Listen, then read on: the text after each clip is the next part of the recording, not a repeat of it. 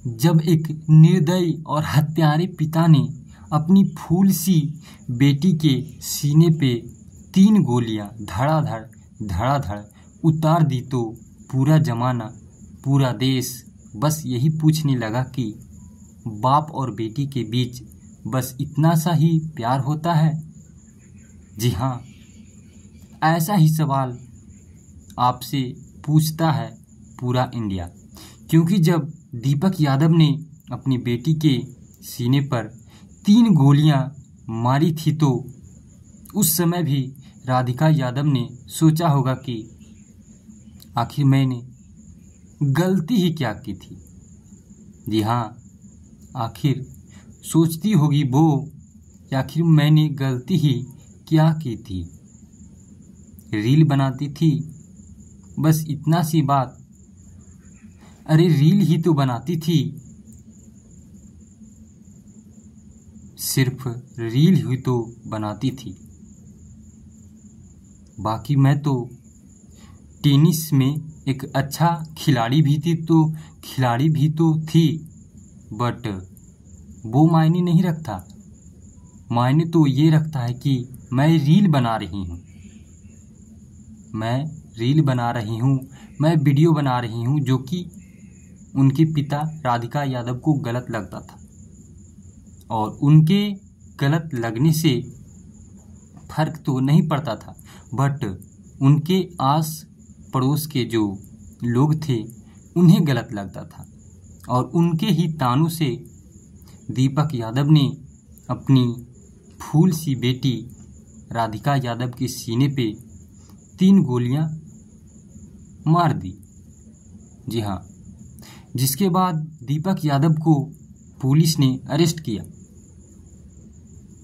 जिसके बाद दीपक यादव ने एक झूठी मूठी कहानी सुना दी कि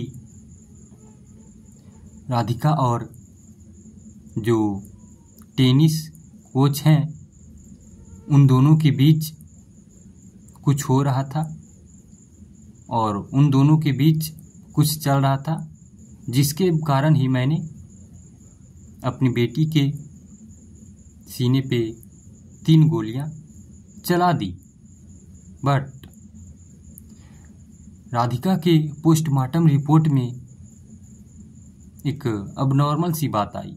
जी हाँ, क्योंकि जब राधिका के पोस्टमार्टम हुआ तब कुछ और ही कहानियां कह रही थी उनका पोस्टमार्टम रिपोर्ट। क्योंकि जब राधिका को गोली लगी थी तो राधिका की माँ मंजू यादव वो आराम कर रही थी, यानी सो रही थी नीचे वाले रूम में। जी हाँ, इसके अलावा उनके चाचा, राधिका के चाचा कुलदीप यादव ने जब ये उनके पिता दीपक यादव ने जब राधिका को गोली मारी थी तब जो कहते हैं चश्मदीद, वो उनके चाचा कुलदीप यादव थे। तो उन्होंने कहा कि मैंने अपने आंखों के सामने ऐसा देखा, जिसके बाद एफआईआर भी उनके चाचा ने ही कराया था। बट उनका पोस्टमार्टम रिपोर्ट तो कहता है कि राधिका को 3 नहीं 4 गोलियां लगी थी। हालांकि कुलदीप यादव ने बताया कि उनके जो पिता हैं, उनके जो भाई हैं, उन्हें जो राधिका यादव पे गोलियां चलाई थी, उनके सीने पे 3 गोलियां चलाई थी। बट उनका पोस्टमार्टम रिपोर्ट में 4 गोलियां लगी थी, जो कि पीछे से लगी थी। ये तो कुछ समझ नहीं आया। बट आखिर क्यों बस बाप और बेटी के बीच में बस इतना सा ही प्यार होता है? मुझे तो नहीं लगता। कहते हैं कि माँ जो है अपनी बेटी और अपने बेटों को 9 महीने कोख में रख के जन्म देती है, तो उसका तो प्यार समझ में आता है।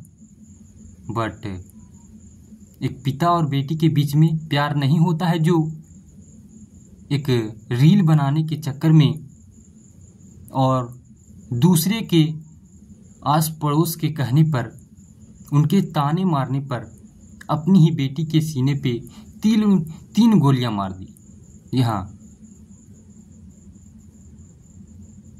आप दीपक यादव भी जिंदा हैं, जो आपके अड़ोसी पड़ोसी भी हैं वो भी जिंदा है, लेकिन आपकी बेटी राधिका वो तो इस दुनिया में नहीं रही। इसलिए कहने वाले लोग तो कहते रहेंगे कि आप और आपके घर में गलत हो रहा है, बट